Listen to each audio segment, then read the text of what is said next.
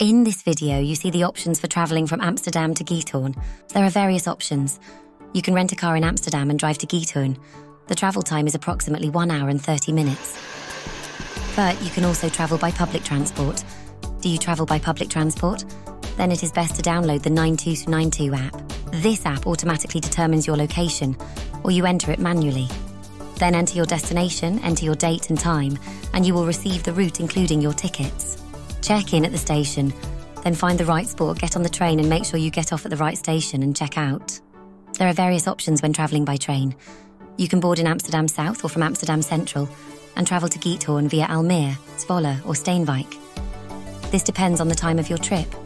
You cover the last part of the journey by bus because Giethoorn has no station. Don't feel like figuring everything out yourself? Then you also have the option to join an organised tour. You then travel from Amsterdam to Giethoorn. The tour includes a boat trip in Giethoorn. The link to this tour is also in the description. Another tip: if you want to sail through Giethoorn by boat, reserve your boat online.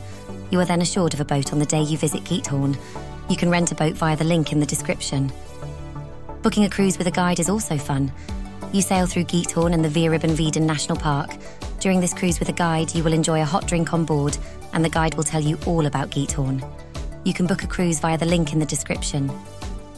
After a day in Giethoorn, you can also return to Amsterdam by public transport or by car, of course. I hope you liked this video.